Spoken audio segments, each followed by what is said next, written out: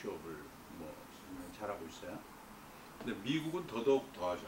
미국은 그동안 컴퓨터 사이언스가 이제 상당히 주춤하고 이게 3D 업종이다 뭐 이러다가 비즈니스 애널리틱스라는 새로운 터미널로지가 등장을 해서 상당히 그 CEO들이 이제 관심 있게 바라보기 시작하면서 컴퓨터 사이언스 하는 사람들이 이제 상당히 각광을 받고 있어요. 그래서 여러분들도 아마 이 비즈니스 애널리틱스라는 걸 많이 공부를 하면 정말로 여러분의 미래가 지금은 보장이 될 것 같아요. 최소한 이 비즈니스 애널리틱스라는 말은 시작한 지 한 3-5년 되는데 이제 앞으로 한 20-30년 동안은 우리 IT계 주 터미널로지가 될 거예요. 그래서 밖에 나가서 당신 뭐 했냐? 빅데이터 했다. 데이터 마이닝 했다. 이런 거는 이제 상당히 구세대가 됐고 비즈니스 애널리틱스를 했다. 이렇게 얘기를 해요. 근데 큰 부류가 비즈니스 애널리틱스가 주로 뭐다 초점을 맞추고 있을까요? 데이터 마이닝이나 이런 기존에 했던 데이터 웨어하우스 정리하는 방법, 그 다음에 데이터 마트를 거기서 꺼내가지고 그걸 또 분석하는 데이터 마이닝 이런 걸 해서 CRM하고 이런 것들을 많이 해왔거든요. 그거하고 대별되게 비즈니스 애널리틱스는 어떤 거로 CEO한테 느낌을 줄까요? 이게 중요해요. 큰 차이가 뭐예요? 비즈니스 애널리틱스하고 기존에 있던 CRM 플러스 데이터 마이닝 뭐 이런 분석하는 거하고 큰 차이가 뭐겠어요? 큰 차이가 이 상당 포션 디시전 파트가 들어있다는 거야. 그래서 CEO가 좋아하는 거야. 그래서 이 옛날에는 이런 자동으로 그냥 비즈니스를 분석을 해서 거기서 뭐 CEO들 좀 보탬이 되는 팔리시나 전략을 꺼내주자. 이것이 이제 CRM 데이터 마이닝이었거든요. 근데 점점 이 빅데이터 시대가 되면서 분위기가 이제 이 회사 자체도 모르는 거를 어떻게 꺼내서 이 사람들이 알려주기 시작하는구나. 이런 거를 이제 CEO들이 느끼기 시작한 거예요. 여러분들 이 회사가 지금 빅데이터 많이 이렇게 관여가 되어 있는데 이 빅데이터를 가서 이 세일즈 할 때도 그냥 데이터 마이닝, CRM 이런 거로 그 사람들이 알고 있으니까 그거를 이렇게 깨쳐주려면 상당 포션 디시전 메이킹 파트를 넣어줘야 됩니다. 디시전 메이킹이라는 게 우리 매번 얘기를 하는 거지만 옛날에는 디시전 메이킹을 어떻게 했냐 하면 상당히 종이로 분석을 해가지고 디시전 메이킹을 했거든요. 분석적으로. 그러니까 시간이 많이 걸렸어요. 그래서 직관적인 의사결정이 낫다. 이렇게 사람들이 생각을 한 거예요. 왜냐하면 돈도 많이 들고 시간도 많이 드니까 디시전을 맡기면. 대부분 지금까지 회사가 어떻게 했냐면 야 이거 뭐 좋은 아이디어 좀 내주세요. 그러면 컨설팅 컴퍼니에 얘기해가지고 컨설팅 컴퍼니가 와가지고 착착 정리를 하고 컨설팅은 또 다른 회사들하고 이렇게 비교를 해가지고 이렇게 아주 정리를 해가지고 CEO들한테 이 새로운 인사이트를 줬거든요. 근데 잘 따져보니까 사실은 그 인사이트가 우리 주변에 많더라는 거야. 컨설팅 회사 가기 전에. 근데 그 여러 가지 많은 거가 어디냐 하면 사실은 출발점이 빅데이터라고 사람들이 보기 시작한 거죠. 그러니까 우리 주변에 다이렉트건 인다이렉트건 많은 인포메이션 소스가 있다 지금. 그 인포메이션 소스들이 지금 우리 곁에 많이 와 있는데 이것만 잘 정리하고 플러스 이거를 갖고 우리가 잊지 않았던 히든 인포메이션을 끄집어낼 수만 있다 그러면 이런 뭐 구차하니 컨설팅 컴퍼니 가서 의뢰할 필요가 뭐가 있겠나. 사실 그 컨설팅 컴퍼니가 요즘 좀 마케팅이 잘 안 되는데 그 이유 중에 하나가 한 수십 년 들어보니까 그 말이 그 말인 것 같다. 이렇게 생각한 거야 사람들이. 그래서 이제 제일 경기 불황이 오면 이 컨설팅 회사들이 상당히 어렵죠. 그것부터 자르니까. 근데 우리가 그러한 의미가 비즈니스 애널리틱스였어요. 그래서 그 컴퓨터 사이언스 한 사람들의 이제 주정이 제일 걱정이 뭐냐면 특히 소프트웨어 개발하는 사람들의 제일 걱정이 뭐냐면 이 큰 회사에 취직을 하면 한 40 조금 전후하게 되면 수명이 다 했다. 회사에서 나가라 그런다 이거야. 근데 소프트웨어 더 짤 인력은 새로운 인력들이 더 많을 거고 젊은 인력들이. 이게 늙은 사람 괜히 붙들고 있어서 노인만 많이 줄 필요가 뭐가 있겠나. 근데 이 사람들이 올라갈 비전이 없는 거예요, 위로. 또 그렇다고 소프트웨어 프로그램 짠 사람이 뭐 상무가 되겠어요? 뭐가 되겠어요? 상당히 어렵다고, 비전이. 근데 이제 마침 잘 됐다 이렇게 생각한 거지, 컴퓨터 사이언스 한 사람들은. 뭐라고 하냐면 W나 CS 한 사람들이 보기에 아, 이게 비즈니스 아날리틱스를 하면 틀림없이 CXO가 될 수 있다 이렇게 생각한 거예요. 그렇지 않겠어요?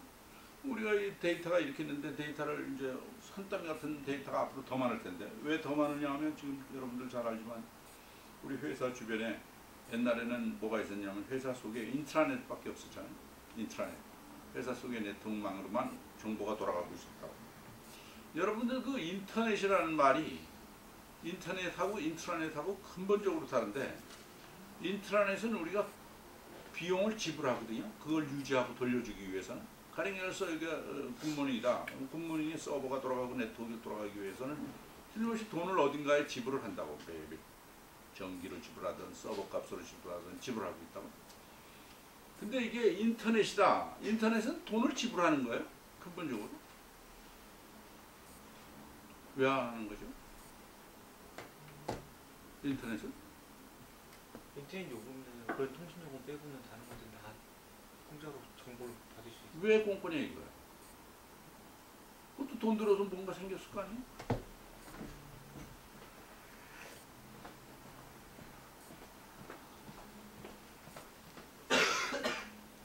그 인터넷이라는 이름 때문에 돈을 못 받아요. 인터넷이기 때문에. 뭐뭐 간 아니야, 간. 그 다음에 넷은 사실 뭐 인트라넷이 있었죠. 각 조직마다 인트라넷이 그 조직이 갖고 있는, 빌딩이 갖고 있는 네트워크가 있었을 거 아니에요, 지금까지. 그거를 인터니까 사이를 연결한다는 거 아니? 인트라넷이 정확히 표현하면. 그래서 인트라넷이 되니까 이게 어느 날 TCP/IP 그 인터넷 프로토콜에 의해서 지금까지는 이 통화가 안 됐어요, 인터넷끼리 서로가. 근데 이제 TCP/IP 그 인터넷 프로토콜 IP 인터넷 프로토콜에 의해서 표준을 만들어 놓으니까 이게 선만 하나 연결했더니 통화가 된다 이거야. 그러니까 지금까지 다 있었던 시설이죠. 그럼 다 있었던 시절에 통합하는 표준만 정해주니까 자기들끼리 커뮤니케이션이 일어난 거예요. 그냥 무슨 돈 받을 일이 없겠지. 자기들이 인트라넷 이걸 돈 드는 이거 자체가 돈 드는 거지. 뭐 옆에 한 줄 연결해가지고 같이 돌아가는 거야. 무슨 돈이 들 일이 뭐가 있겠어요. 그냥 돈을 안 받을 거예요. 앞으로도 영원히. 그래서 이제 인터넷이 이제 급부상을 하기 시작한 거죠. 그러니까 이제 인터넷을 통해서 우리가 많은 정보가 지금 무료로 우리 주변에 들어오기 시작한다 이거야. 그러니까 CXO들이 보기에 야 이거 뭐 부자하니 말이지 글로벌 아니라 도메스틱 컨설팅 회사로부터 무슨 데이터를 받을 필요가 뭐가 있겠나 이렇게 생각하기 시작한 거야. 그 대신 누군가가 컨설턴트 대신 누군가가 이거를 정리해 줘야 되겠다. 너무 잡다한 게 많이 들어오니까. 그리고 이게 인터넷이 너무 많고 정보가. 그 다음에 더군다나 여러분들 그 모바일로 계속 뭘 보내잖아요. 쉬지 않고. 전착관에서까지 뭐 식당에서까지 계속 보내고 있다고. 그 정보가 계속 어떻게 들어오는데 이거를 어떻게 우리 기업의 자산화시킬 수 있을까? 여기서 뭘 뽑아낼 수 있을까? 이렇게 이제 사람들이 생각을 하면서 이름을 비즈니스 아날리틱스다 이렇게 이제 정해준 거예요. 그래서 비즈니스 아날리틱스는 틀림없는 일은 제가 볼게요. 앞으로 여러분들이 늙는 한 연구의 훌륭한 잡으로 변해 있을 거예요. 근데 이거는 사실은 테크닉이 필요한 거지. 이 비즈니스 아날리틱스 하는 사람이 이렇게 맨날 술 먹고 아침에 일하면 이건 아이디어가 안 나와. 왜? 지금까지 봤던 사실밖에 못 보거든요. 그럼 그게 데이터 마이닝 하는 거랑 다른가? 뭐 똑같아요. 근데 이게 인사이트가 필요하다. 이게 새로운 시점에서 이걸 봐주는 그 감각이 중요한 거죠. 그래서 이게 비즈니스 아날리틱스를 만일 잘했다, 성공적으로 했다, 이런 캐리어가 쌓이면 실리콘밸리에서도 지금 상당히 고가로 셀러리맨이 될 수 있는 길이 열려 있어요. 그래서 이게 중요한 용어고요. 그 다음에 이제 두 번째가 이제 새로 나온 용어인데 Analytics Business다 이거예요. 이게 비즈니스 아날리틱스라는 그 테크닉을 이제 막 이용해가지고 어떤 인사이트를 끄집어내고 뭐 다 좋은데 그런 걸 해왔는데 이제 잘 보니까 이 회사 자체를 그렇게 만들어야 되지 않냐 하는 거예요. 이 비즈니스 자체를 어널리틱하게. 그래서 이제 어널리틱 비즈니스다 이렇게 나옵니다. 근데 이제 사람으로 보면 이거를 하겠죠. 근데 기업으로 보면 어널리틱 비즈니스가 돼야 되지 않냐 우리 회사가, 이런 이야기를 지금 하려고 하는 거죠. 그래서 이 자료는 이 작년에 가트너가 10월에 발표한 이 두 사람의 자료에 근거를 두고 있어요. 가트너 발표에 의하면 2017년까지 아마도 이 많은 분석적인 이러한 자료들이 이 분석적인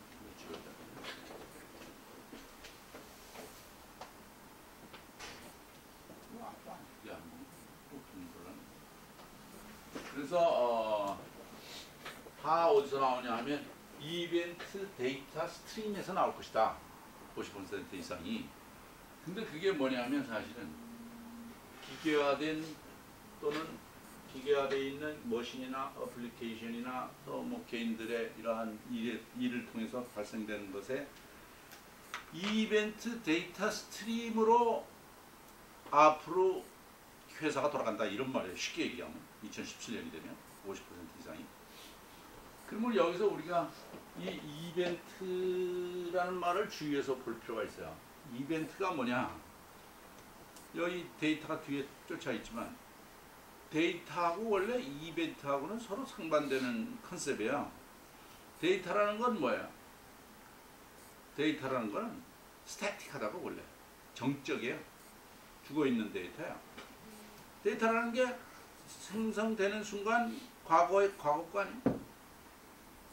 현재 시점에서 보면 과거라고 스태틱한 거예요. 근데 이벤트라는 건 그거하고 용어를 달리하고 있는데, 이벤트라는 거는 지금 다이나믹 해가지고 지금 일어났다는 거야. 그 일이. 우리가 더 쉽게 그냥 생각을 해보면 자동차가 이제 빨간 신호등에 가서 스톱을 한다 이거야. 그러면 스톱을 하면 우리가 두 가지로 표현할 수 있죠.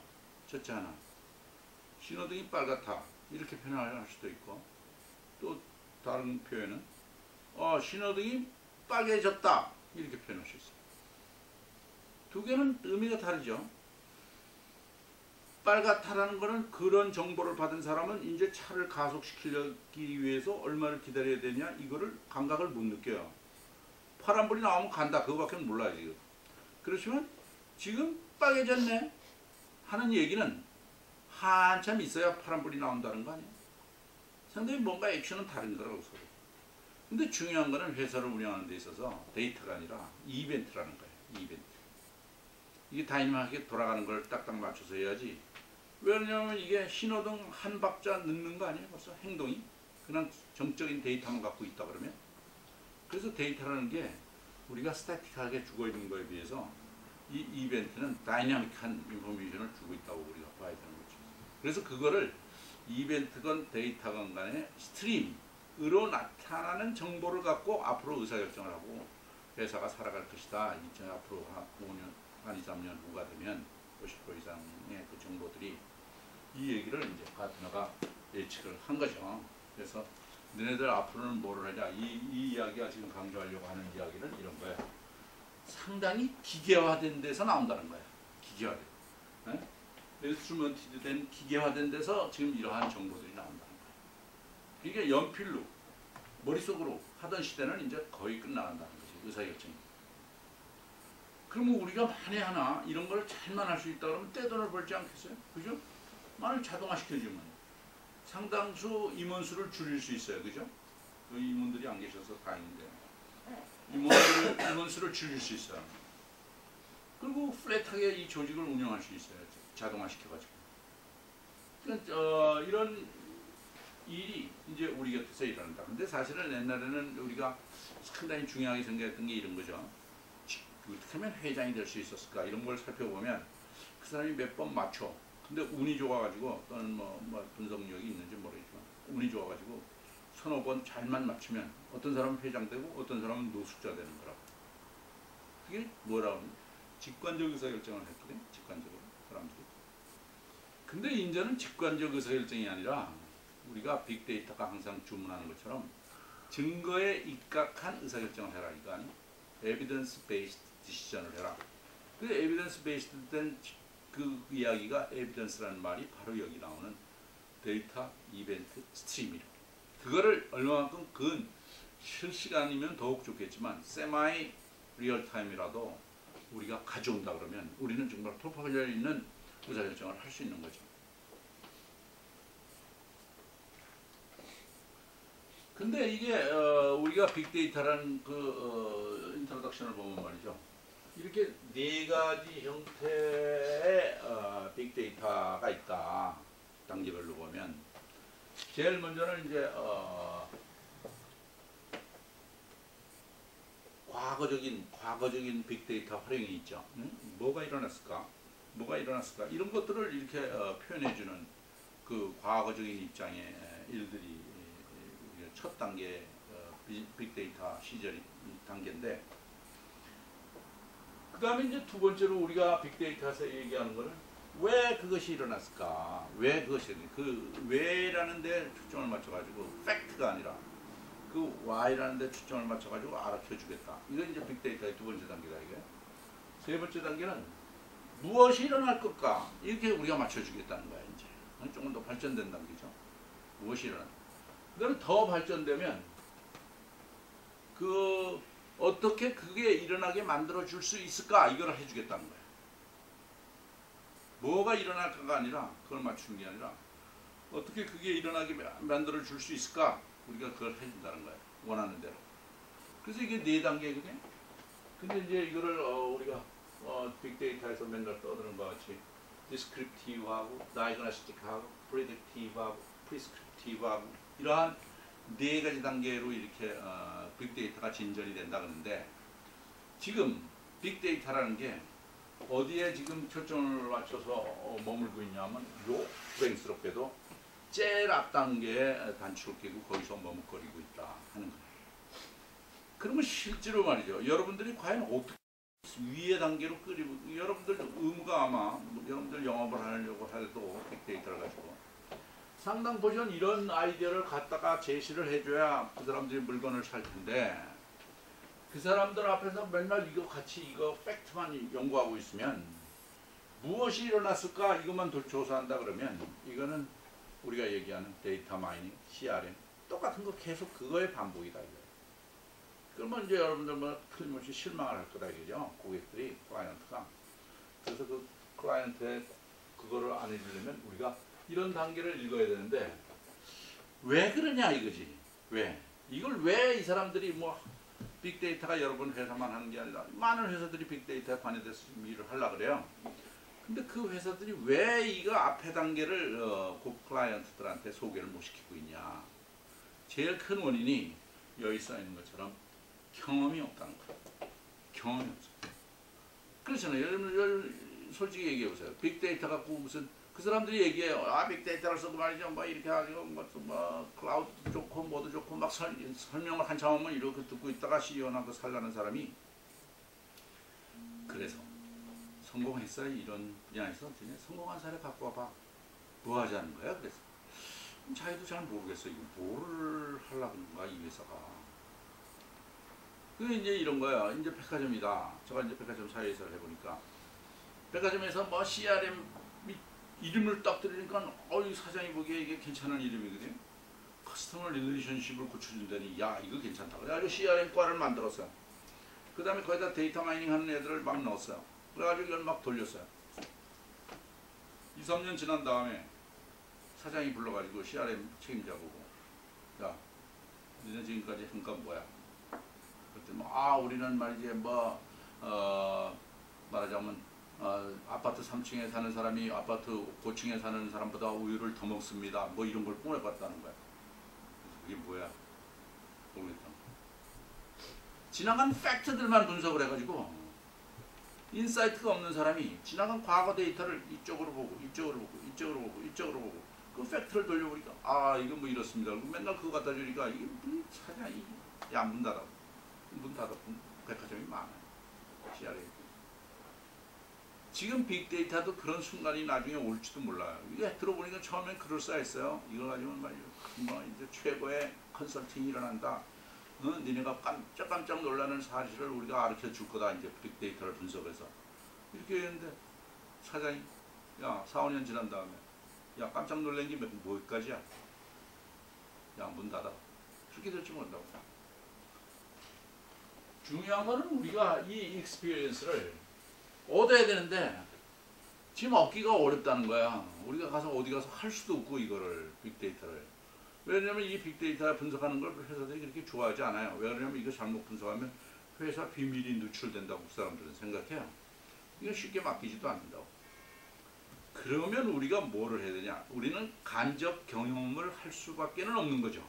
그렇잖아요. 직접 경험이 불가능하니까.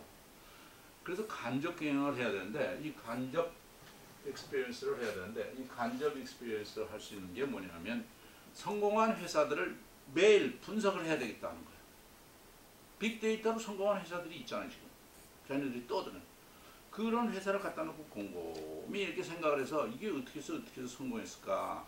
그냥 겉으로만 해가지고 야 이거 뭐 매출이 10배 떴단다, 뭐 시간이 뭐 10배 줄었단다, 뭐 이런 마지막 결과만 하지 말고 이 사람들이 어떤 고민으로 그 절차를 밟아서 그게 됐을까, 이거를 곰곰이 우리가 생각해 볼 필요가 있다고. 그래야 자신 있게 우리가 고객한테 가서 자 이거 하면 니네 분야에서는 틀림없이 리테일 분야에서 매출이 오릅니다. 야 그 한번 뭐 얘기해봐. 좀 디테일하게 어떤 회사가 그럼 그렇게 성공적으로 어떻게 된 거야. 그러면 그 회사는 과거는 이런 회사가 이런 실적이 나왔는데 이제 요즘은 자기네가 원하는 방향대로 하기 위해서 자기들 메이저를 지금 탄생시키고 있다. 많이 있어요. 메이시라든지 이런 디파트먼트들이 잘 나가는 월마트 이런 것들이 다 지금 그런 테크닉을 갖고 있거든요. 그걸 잘 분석해가지고 정말 우리 거로 소화를 시켜가지고 얘기를 해줄 수 있을 때 야 그거 하자 이렇게 되는 거지 쉽게 거기서. 근데 우리가 피상적으로 결과만 갖고 향상된 결과만 갖고 떠들어봐야 손님이 안 모이고 쉽게 실망할 수 있다고. 그래서 여러분들이 이제 다음 시간부터 제가 숙제 여기 지금 이 슬라이드에 이 슬라이드 후반부에 한 20개 정도의 이 성공한 기업들이 나오거든요. 그래서 여러분들하고 가장 하는 일하고 비근한 기업들이 있어요. 그 기업을 뽑아가지고 한번 곰곰이 생각을 했다. 여기 나오셔가지고 다음 시간에는 한 1분씩만 얘기를 하는 게 좋을 것 같아요. 서로. 어떻게 생각해요? 그거 하실 수 있잖아요? 그거 뭐 얼마 시간 안 걸려요. 한 회사 갖다 놓고 그 인터넷으로 계속 서치하면 그게 왜 성공했는지 다 써있다고. 빅데이터 갖고 뭐를 하고 있는지. 그런 걸 분석을 해가지고 우리가 해보면, 그걸 자꾸 해보면 우리가 서로 이제 그걸 공유를 많이 하면 우리 스스로 자신감이 생긴다고. 그러면 이제 누구한테 딱 나가서 야 빅데이터 뭐 얘기해봐. 그러면 쫙 얘기할 수 있는 거죠. 특히 자기 맡은 분야에 대한 사례를 벤치마킹을 해서 잘 조사를 했다 그러면 상당히 효과적일 거예요. 그래서 다음 수요일 날 여러분들이 안 올지도 모르는데 그 숙제 때문에 뭐 그렇게 숙제 안 해왔다고 뭐라 그러진 않는데 하여튼 한 1-2분씩 얘기할 거리로 한 3장 정도나 이런 슬라이드를 만들어 갖고 오셔가지고 서로 발표하고 대담을 하면 좋을 것 같아요. 그래서 그걸 잘 모으면 우리가 또 이 옆에 방에 안 오신 분들한테 대한 DB도 형성시켜주고 좋은 일이 될 거예요. 그래서 심층 분석하는 게 중요할 것 같고요. 그 다음에 이제 이 알고리즘인데, 알고리즘이라는 게 이제 이걸 어떻게 해야지 되느냐, 그 알고리즘이 없다는 거예요. 솔직히 지금 이게 블랙박스 같은데, 그 블랙박스 같은 이런 분석하는 이 툴이 어떤 정해진 포맷이 없다는 거예요. 근데 사실은 정해진 포맷이 없다는 거는 우리한테 거꾸로 뭐냐면 이거는 고부가 가치의 기회다 이런 얘기죠. 그죠? 저기 틀이 딱 정해지면 무슨 우리가 돈을 더 받아올 수 있겠어요? 못 받아오지 손님한테. 안정이기 때문에 우리가 만들어야 되니까 고부가 제일 쉽다는 거예요. 그 다음에 뭐 여기 뭐 딴 얘기들은 뭐 그 얘기가 그 얘기고, 그런 생각을 우리가 진전이 없는 이유가 제일 큰 게 아직 때문에 경험이 아직도 없다는 거. 지금 우리가 데이터를 이렇게 스토리지로 이렇게 사이로 같이 이렇게 쌓아놓죠. 쌓아놓고서는 이게 무슨 데이터가 이 속에 많이 있는데 이거를 끄집어내지를 못하는 거야. 우리가 이 삼성코닝 같은 회사가 이제 이게 좀 다른 이유긴 한데, 자네들 이 용광로가 있어요. 이 삼성코닝이 이제 지금은 조금 다르지만 옛날 구식 테레비 모니터는 이렇게 유리를 녹여가지고 유리를 역같이 만들어가지고 이렇게 땅에다 떨어뜨리면 그거를 이렇게 쇠절구 같은 게 탁 찍어가지고 이렇게 테레비 그 화면을 만들었거든요. 근데 이제 우리가 50인치, 70인치, 80인치 이렇게 되면 될수록 테레비가 비싼 이유가 이렇게 뚫겨가지고 이걸 다시 한 번에 쫙 펴야 되는데 이 실패율이 높은 거야, 클수록. 그래서 이게 많이 찍어야 되니까 굉장히 비싸지는 거죠. 기하급수적으로 테레비 화면이 커지면 커질수록. 근데 그때 당시에는 제일 관점이 뭐냐면 이런 용광로들이, 이건 뭐 용광로는 아니지만 용광로들이 거의 가면 뚫으셨어요. 근데 이 용광로 속에 들어가면 이게 도대체 어떻게 되는지를 모르는 거야, 밖에서. 그래서 삼성코닝 회사가 제일 세계적으로 먼저 특허를 낸 게 그 곳곳에 용광로 속의 온도를 측정하는 거예요. 그 측정기를 달아놨어요. 그래가지고 이게 전 세계 삼성코닝이 있거든요. 독일 뭐 이런 데도 있고 브라질에도 있고. 그래서 이게 5개 모듈을 이제 삼성코닝 컨트롤 타워에 들어가면 다 볼 수 있는 거야.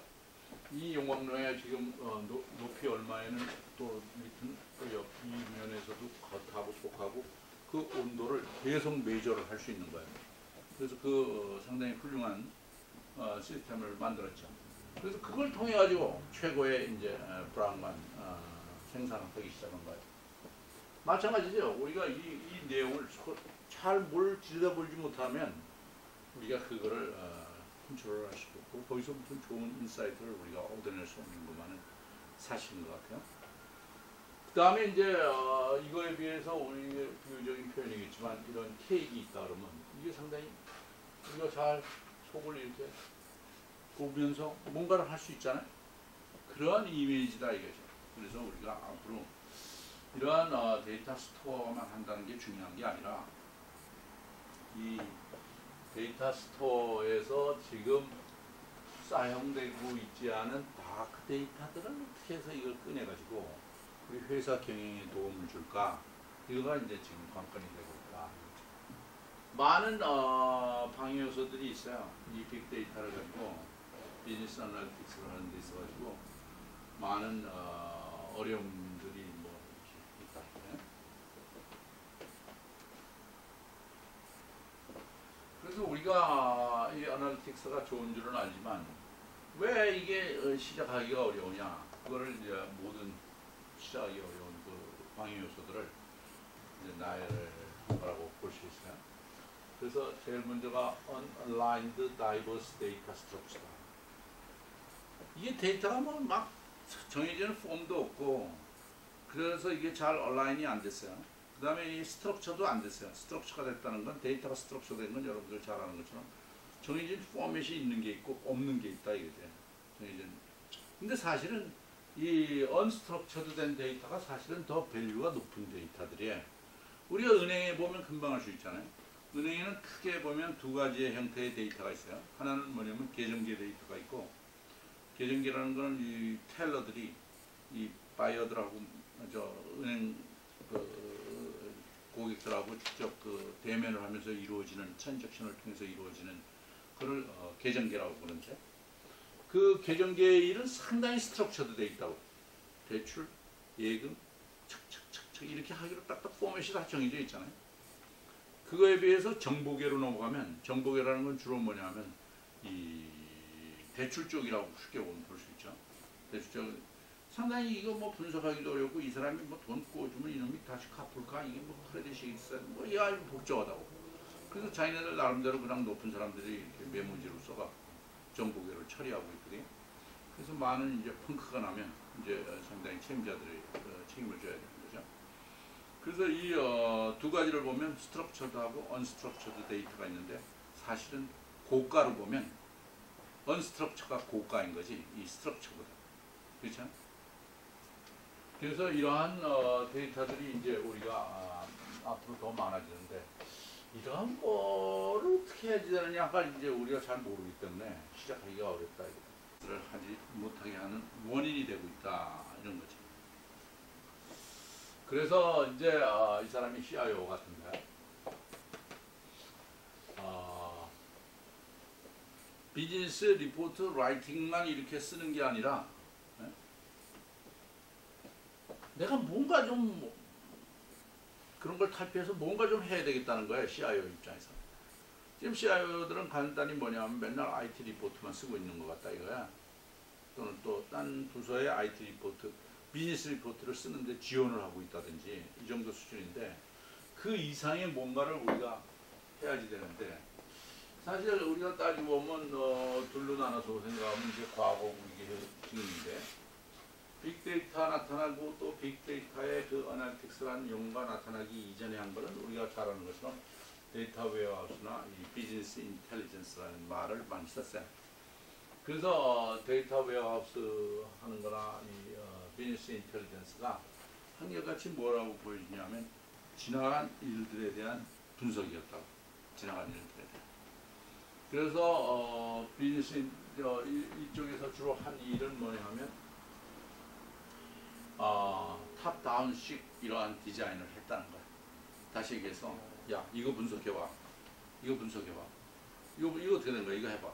이렇게 딱 주문이 주제를 내려주면 그 이쪽 데이터 마이닝 파트나 CRM 파트에서 그걸 분석해가지고 리포트를 해줬다는 거죠. 근데 사실 중요한 거는 없는 데서 뭘 구하는 게 지금 중요한 때가 됐는데 사실 버텀업 익스피리언스가 실험이 이제 중요한 때가 됐다. 다시 해서 이제는 자동적으로 뭔가 밑에서 위로 이렇게 올라가야지. 위에 있는 사람이 뭐 이거 지시해가지고 그거 분석해주는 일이 뭐 그거 다 아는 일 아니냐. 쉽게 얘기해. 그래서 그런 거를 이제 생각을 하기 시작했죠. 그러니까 여기에서 우리가 이거 본다 그러면 이거는 어떤 요구에 대응하는 입장에서의 분석이었다고 본다 그러면 이거는 사실은 새로운 기회를 찾는 분석을 우리가 해야 되겠다 하는 입장이고 그 다음에 저거는 위에서 시키는 대로 이렇게 디자인이 되어 있었는데 이거는 사실은 밑에서 위로 이렇게 올려주는 처음에 이 챌린징한 시도일 수도 있다 이거죠. 그 다음에 이거는 뭐를 좀 이렇게 인테그레이트하고 다시 쓰고 뭐 이러는 거지만 이건 상당 포션 뭔가를 버리는 거에 있었어요. 예? 과감하게 무슨 데이터들을 버리고 중요한 데이터들만 모아서 이제 구성이 되는 거죠.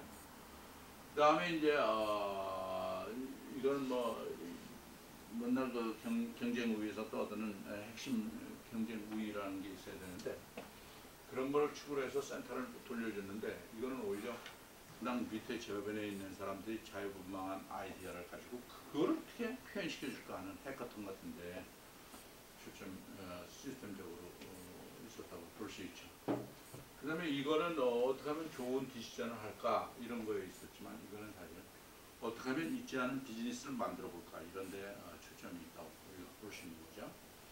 그래서 이 마지막 말도 상당히 중요한데 이 엔터프라이즈 포커스는 어떻게 이 기업을 전체를 잘 이렇게 세울 수 있을까 이런 거에 비해서 여기는 사실은 어떠냐면 밑에 저변서부터 올라오는 빅데이터의 모양을 가지고 있기 때문에 이 밑에 있는 펑션들을 어떻게 키워가지고 이거로 새로운 기회를 만들까 하는 그러한 데 지금 초점이 잡혀 있다고 볼 수 있죠.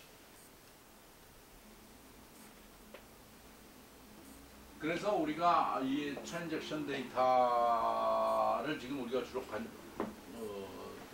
대상으로 보고 있는데 사실은 이제 어널리틱 비즈니스가 되려면 뭐를 봐야 되냐 그러면 뭐를 봐야 되냐 하는 거는 사실 지금까지는 우리가 뭐를 봤냐면 이 오퍼레이션 이쪽 사이드만 지금 보고 사실은 살아왔다고 볼 수 있어요. 그러다가 이제 이러한 퍼블릭, 소셜 미디어, 뭐 커머스도 마찬가지지만 이런 여러 가지 인포메이션 소스가 이제 나타나는데 더더욱 지금까지 우리 기업조차 내에서도 버렸던 데이터들이 있다. 이 버렸던 데이터들을 이제 우리가 주워가지고 어떻게 더 모디파이를 해줄 거냐 하는 거가 이제 중요한 때가 됐다는 거예요. 그래서 이거를 잘 하면 이제 어널리틱 비즈니스가 될 수 있겠다 하는 거예요. 기업 입장에서는. 그래서 지금 어널리틱의 미래가 어떻게 이제 바뀌어 나갈 건가 하는 거를 지금 보여주는 거죠. 지금 현재 우리가 여기 있는데 앞으로 향후에 이렇게 될 거라는 거예요. 네? 그래서 지금 현재 우리가 어떻게 되냐면 싱글 버전 오브 더 트루스인데 여기는 뭐 상당히 복잡해지고 많아졌다 이거죠. 싱글 버전 오브 트루스라는 게 뭐냐면 우리가 이 고객하고 만나는 진실의 순간을 한 사이드로 번역을 한다는 거야. 쉽게 얘기하면. 고객하고 만났어? 그럼 고객하고 만나서 뭐 했어? 뭐 성사가 됐어? 안 됐어? 뭐 이런 거가 한 사이드였지만 이제 여러 사이드로 그거를 해석을 해줘야 될 거다. 트루스를. 이 사람이 보여줬던 여러 가지 행위, 이 사람이 쓸데없는 이야기, 이것 등등을 모두 다 취합을 해가지고 그거를 다크 데이터로 이용해가지고 새로운 사실을 우리가 발견해내야 된다는 거죠. 그래서 이러한 거가 지금 어떻게 바뀌었냐 여기만 보면 앞으로 이제 오히려 이 커다란 데이터 웨어하우스보다 이 로컬한 쪽의 데이터 웨어하우스가 더 많이 발달할 것 같고 이건 뭐 옛날에 데이터 웨어하우스가 이렇게 굉장히 크다 그러면 그거를 너무 크게 핸들하기 어려우면 데이터 마트라는 거를 줄여서 하자. 그래서 데이터 마트를 줄여가지고 거기다 데이터 마이닝 돌려가지고 뭘 우리가 뽑아냈잖아요. 근데 그 데이터 마트라는 개념하고는 다른 개념이죠. 이거 자체가. 데이터 마트는 뭘 이렇게 자꾸 떨궈가지고 중요한 팩트만 갖고 이렇게 하자는 거고 그게 아니라 이거는 사이즈 자체를 분야로 봐서 이렇게 웨어하우스를 작게 갖고 가서 이걸 분석해 보자는 그런 의미예요. 그 다음에 이제 뭐 여러 가지가 있는데 더더욱 돋보이는 거는 앞으로는 디시전 메이킹이 어떻게 변화해야 되냐면 리얼타임 베이스드로 컨텍스트 어웨어하고 콜래보레이티브하게 그 다음에 이런 형태로 이제 바뀌어줘야 된다. 어디 있든지 간에 풀어줄 수 있는 문제로.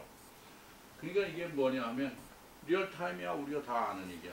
이게 지금 데이터 마이닝이 그동안 왜 CEO들한테 각광을 못 받았냐. 한마디로 얘기하면 리얼타임의 컨셉이 없어서 그래. 데이터 마이닝 돌리는 사람들이 어떻게 돌렸어요? 백화점이다. 백화점이 데이터를 가지고 데이터 마이닝 CRM 뭐 이렇게 돌리면 이거 아까 얘기한 것처럼 3층에 사는 사람들이 고층에 사는 사람보다 우유를 더 먹네. 알았다 이거야. 그리고 적용을 해보니까 안 되더라 이거야 그거대로. 왜? 지나간 과거지. 또 지나간 철, 시즌. 다 지나가요. 여름엔 그랬는데 겨울엔 그렇지 않을 수도 있고요. 이게 다 지나갔기 때문에 안 되는 거죠. 그래서 이제 배치 스타일 CRM이 그래서 망했는데 요즘 뭐 CRM 자체도 리얼타임 베이스드 CRM을 많이 한다고 떠들어대고 있는데 약간 그러한 리얼타임 만들고 그 다음에 컨텍스트 어웨어한 거는 여러분들 잘 아는 것처럼 이 모바일을 얘기하는 거죠. 바로 컨텍스트 어웨어라는 건 항상 고객을 감지하고 있다 이런 의미예요.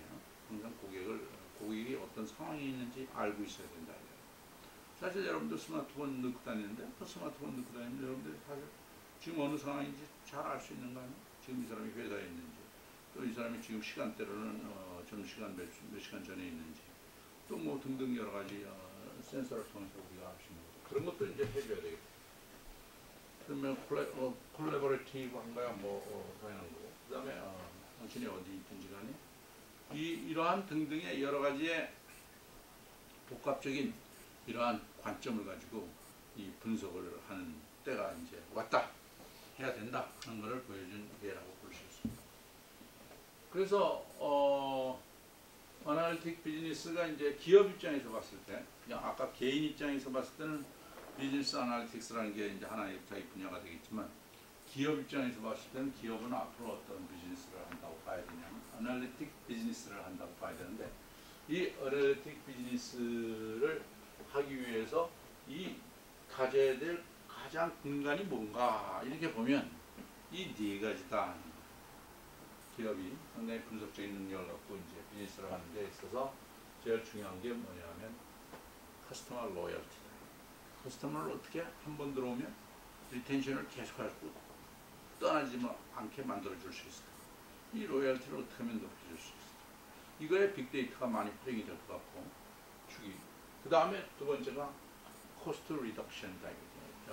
기업이라는 게 제일 중요한 게 원가 우위 아니야. 원가를 어떻게 하면 절감을 시키느냐. 이거가 제일 큰 이슈라고 하죠. 그래서 이 코스트 리덕션이 이제 제일 큰 파트가. 그 다음에 이제 세 번째가 레브뉴 그로스예요. 회사는 뭐니 해도 이 매출액이 올라가야 돼. 그 매출액을 올리는데 빅데이터를 우리가 어떻게 사용하느냐 하는 게 이제 그 중요합니다. 그 다음에 회사는 사실은 또 한 가지의 큰 축은 뭐냐면 위험 관리를 잘해야 되거든요. 리스크 매니지먼트를 잘해야 돼요. 그래서 그 위험 관리를 어떻게 하면 위험을 완화시킬 수 있느냐 하는 거가 이제 중요한 파트가 될 것 같아요. 그래서 우리가 이걸 다시 한번 본다 그러면 이 네 가지 명제가 이제 우리가 이 아날리틱 비즈니스로 가는 큰 네 가지 관점이라고 볼 수 있는데, 이 커스터머 로열티에 관해서는 커스터머 세티스팩션이라든지 리크루먼트 앤드 리텐션 이런 거가 중요한 이슈가 되겠다. 그걸 향해서 우리가 빅데이터가 분석이 이루어져야 된다 하는 거죠. 그래서 커스터머 세티스팩션 하는 걸 계속 읽고 있어야 돼요. 그거는 어떻게 읽겠어요? 모바일을 통해서 일단 모바일 서베이를 통해서 많이들 회사들이 하고 있죠, 그 실제로. 그 다음에 고객을 모집을 한다든지 고객이 들어온 걸 계속 유지를 시켜준다든지 하는 이 일들이 지금 우리가 커스터머 로열티에 대한 이 일로 나오게 되겠고, 더군다나 이 코스트 리덕션도 해야 되는데 코스트 리덕션은 필요 없는 비용을 어떻게 하면 줄일 수 있을까? 필요 없는 비용을 이렇게 줄일 수 있는 방법은 많이 있겠죠. 왜냐하면 공급선이라든지 구매선이 이렇게 가서 봐가지고 이 라인을 과연 어떻게 이걸 맞춰줘야 지금까지는 그냥 단순히 공급자가 와가지고 야 이거 얼마에 계약합시다. 그러면 그거 얼마에 계약하고 뭐 이렇게 했을 거라고. 근데 그게 아니라 사실은 미묘하게 이러한 컨비네이션이라든지 사회적, 에너지적 어떤 환경을 보면서 여러 가지 복잡한 딜이 일어날 수 있다고. 그런 것들을 이제 우리가 해야 되고 코스트가 증대되지 않도록 노력을 해야 될 것이다. 그 다음에 매출액을 증대시켜줘야 되는데 매출액을 증대시켜주기 위해서는 우리가 제일 해야 될 일이 뭐냐면 얼마만큼 우리 시스템을 잘 돌리냐 효과적으로 이펙티브하게 얼마만큼 우리 시스템이 우리 프로세스가 에질러티가 있냐 그러니까 플렉시블하게 민첩하게 대응할 수 있냐 이거가 이제 중요하다 이거. 그거에서 우리가 생산성이 좌우되고 적시에 타임리하게 물건을 생산해내면 우리 레벨은 올라가는 거다. 그런 생각을 해야 됩니다.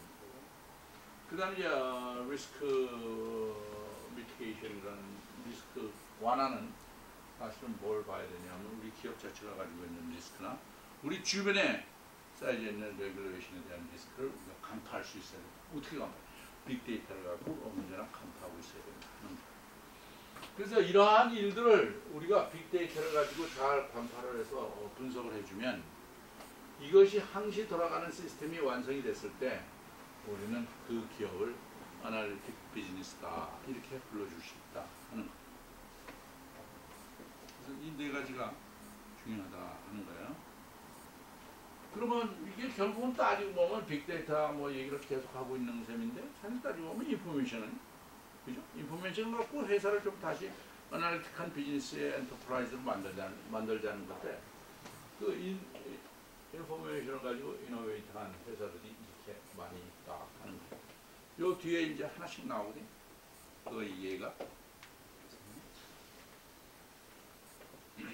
우리가 가령 예를 들어서 이게 이제 크게 세 파트로 나눠서 이 슬라이드가 준비가 되어 있는데 첫째 하나는 여기 써 있는 것처럼 세일즈 앤 마케팅이고 두 번째 사례는 이제 매니팩처링이라든지 프로덕션 파트의 사례들이고 그 다음에 나머지 파트는 진짜로 이 새로운 비즈니스 이노베이티브한 비즈니스를 만들어낸 사례들이에요. 그래서 그러한 사례들인데 여러분들이 이 중에 이제 한 20개 있으니까 마음에 드는 걸 하나 탁 잘 이렇게 분석을 하시면 그리고 다음 시간에 우리가 같이 이야기를 할 수 있으면 아주 바람직한 회의가 될 것 같아요. 자, 먼저 우리가 이그젬플로 버벨이라는 거 있죠. 바바리 코트 만드는 회사, 그죠? 여기서 사실은 바바리가 나온 거 아니에요? 우리 말로. 그 버벨이 영국 회사인데 여기는 모아된 브릭 앤 모터 익스피리언스를 자기네들이 표방을 할 수 있다, 했다 이렇게 볼 수 있다는 거예요. 브릭 앤 모터가 뭐예요?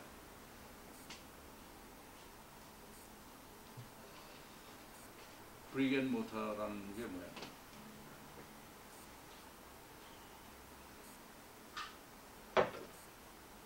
브릭은 벽돌 아니에요? 모터는 이 모탈 바른다 그러잖아요. 모탈 벽돌에다가 싸려면 모터를 바르고 벽돌 쌓고 먹다고 이런 거 아니야. 그래서 브릭앤모터라는 이 이야기는 사실은 닷컴 컴퍼니들이 기존 기업을 바라다 보면서 지어준 이름이에요.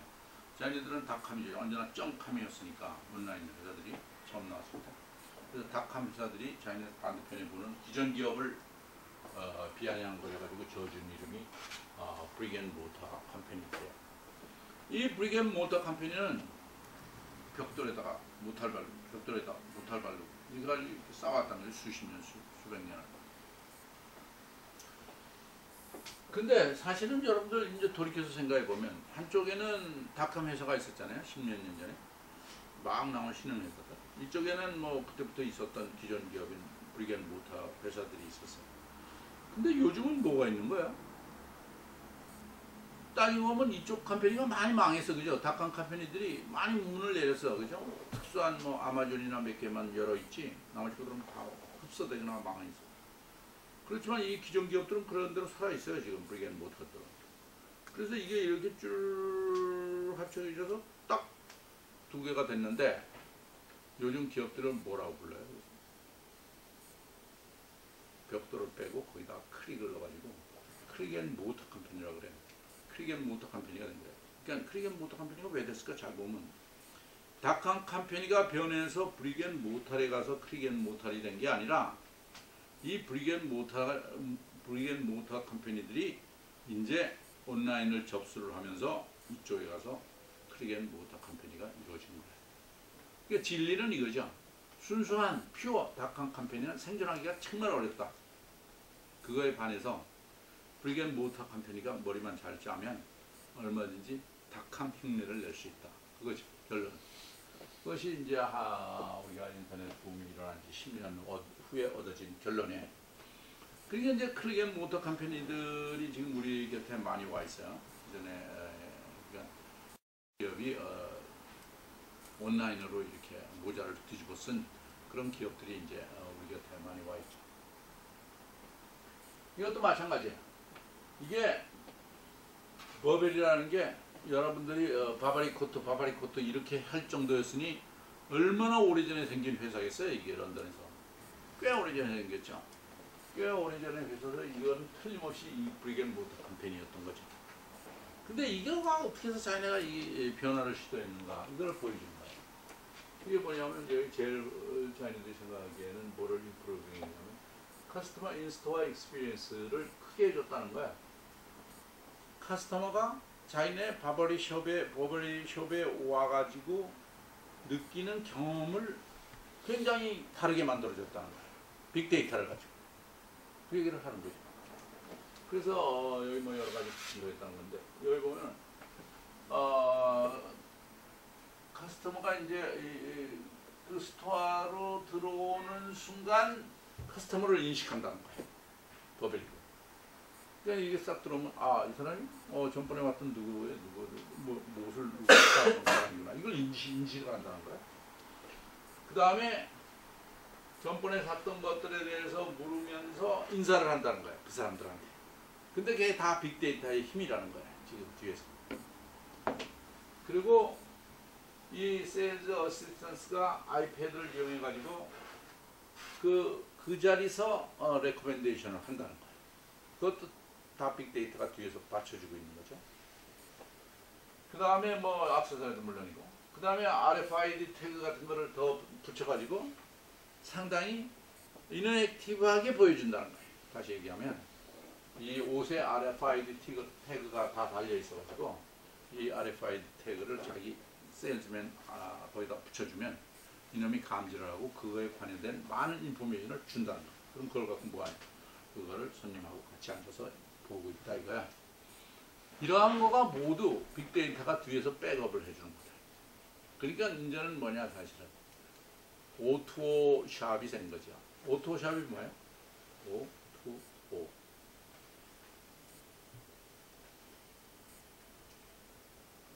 두 서너 차례 얘기했는데 손님이 자꾸 바뀌어서 새로운 분들이라서 이게 그런 것 같은데 이 온라인, 오프라인 이 두 개의 합성어예요. 그래서 온라인 투 오프라인, 오프라인 투 오프라인 온라인 투 뭐 온라인 뭐 이런 것들을 그냥 다 믹스해가지고 귀찮으니까 O2O 비즈니스라고 하는데 이 O2O 사업이 일어난 거죠 여기서 실제로. 매장이 실제 매장이 온라인 매장이 된 거죠. 그렇잖아요.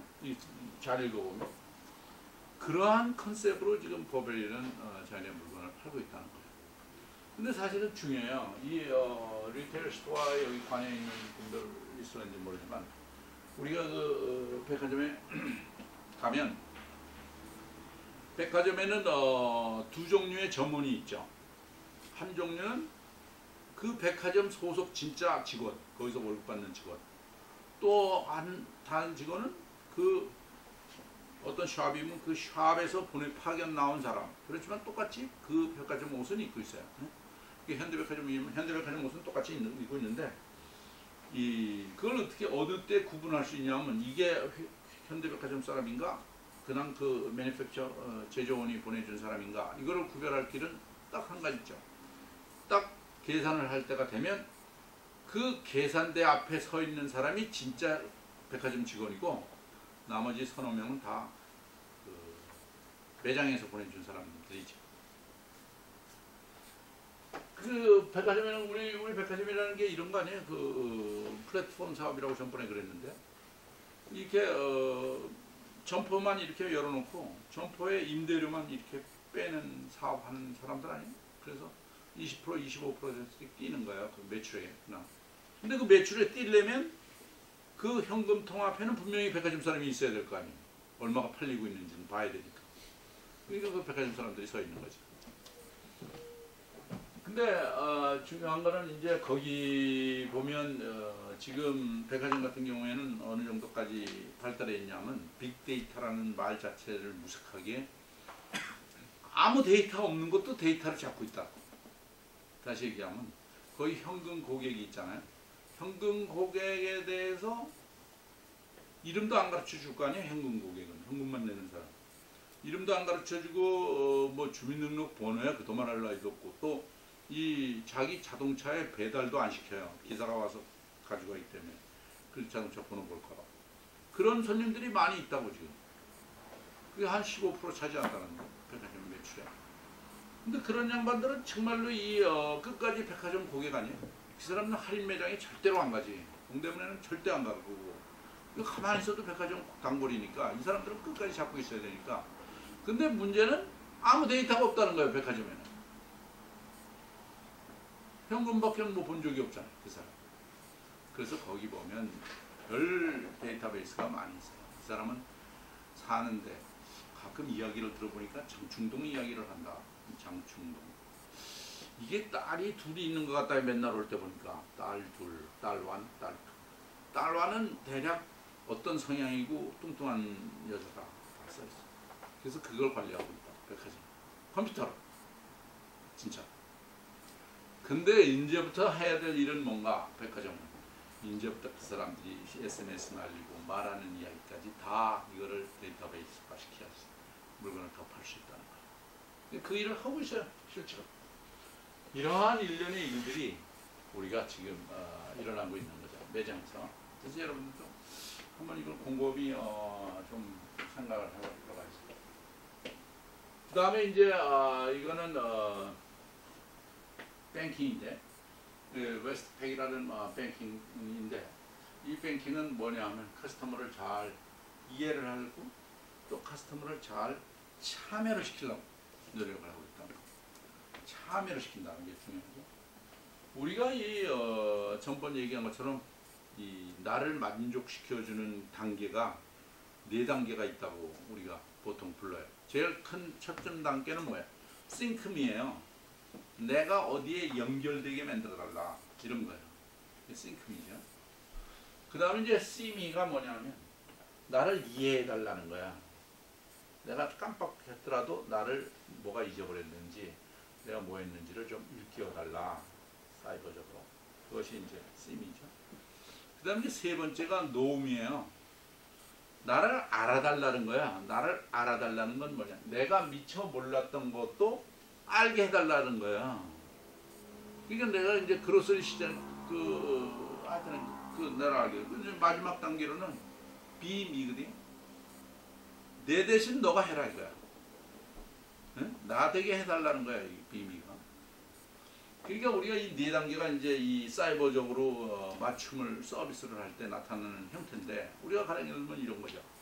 우리가 백화점 지하 매장에 이제 도착을 했다 이거야. 그러면 IT가 무슨 역할을 해줘야 되는 거야? 그 매장에서 지금 보기에 무슨 역할을? 제일 먼저 해줘야 될 일은 싱크미러. 어디에 연결을 시켜주기 시작해야 돼. 그 사람이 가지고 있는 휴대폰을 딱 그 사람이 우리 그로서리에 딱 왔다. 딱 열었다. 그러면 너 전번에 뭐 사겠다는 물건 집에서 친 거 있는데 그거를 싱크를 시켜가지고 너 배추 몇 단 뭐 타월 이런 거 사야 될 걸? 이렇게 가르쳐주는 거지. 이 싱크면 팩트를 연결시켜 주는 거예요.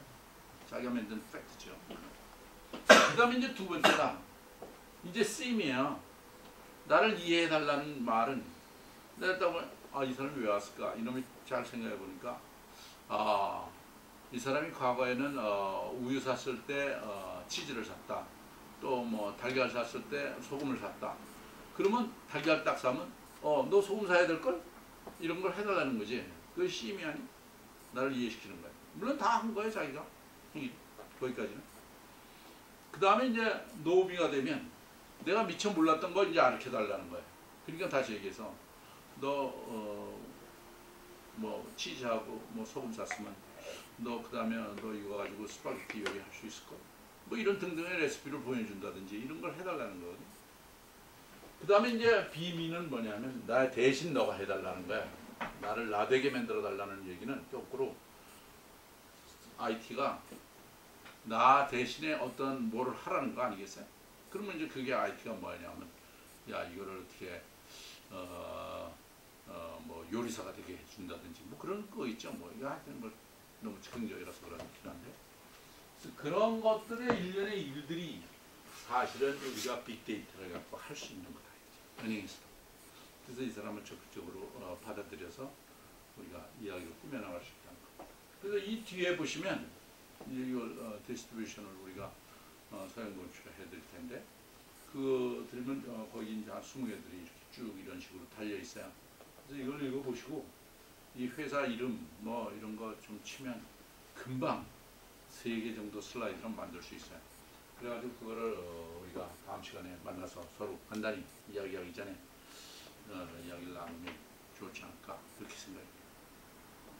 하시죠? 고개 흔드시는 분이 4분이니까 4분을 하시겠네요. 거기까지 시간이 좀 지나서 거기까지 이야기를 오늘 합시다. 수고했습니다. 네, 감사합니다.